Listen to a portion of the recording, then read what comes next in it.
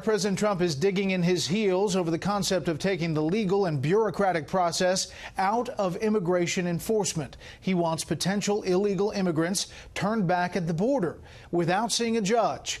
And he insists it's up to Congress to act quickly to fix a broken system.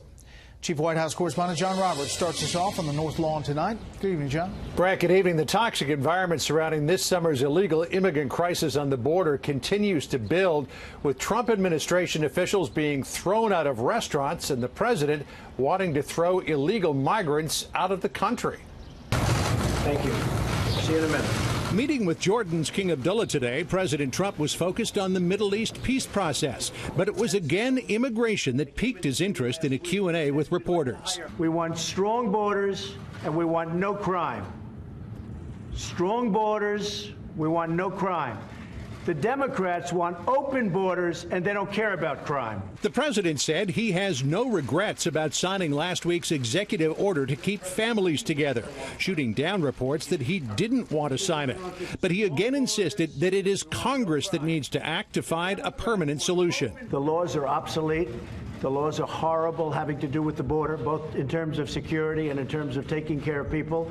President Obama had a big problem. In fact, a lot of the pictures used they thought would be, I guess, I don't know what you folks did. You used pictures from 2014. They were all taken during the Obama administration. President Trump said today he is dealing with the same problems that the Obama administration faced. On his policy of detaining families, ending catch and release, the president got some support from President Obama's Homeland Security Secretary, Jay Johnson. We believed it was necessary at the time. I still believe it is necessary to maintain a certain capability for families. We can't have catch and release. And in my 3 years, we deported or repatriated or returned over 1 million people. In a weekend tweet, President Trump proposed to reduce the problem of housing illegal migrants by eliminating the adjudication process. The president writing, "When somebody comes in, we must immediately, with no judges or court cases, bring them back from where they came." Many people saw that as the president's scorching due process. That's not what our country stands for. We are a people who believe in the worth of every human being. And we do have a system of laws in this country.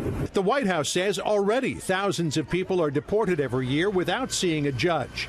Under U.S. law, illegal migrants from Mexico and Canada are subject to expedited removal, taken to a border crossing and released.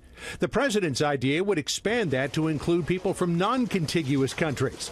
But the White House insists there is an easier way. The president would certainly like to see more expedited removal, but ultimately the president would like to see our border secured so that we don't have all of these problems to begin with. The president wants to fix our immigration system completely, not just tinker with it. The press secretary today also talked publicly for the first time about a weekend incident in which she was asked to leave the Red Hen restaurant in Lexington, Virginia.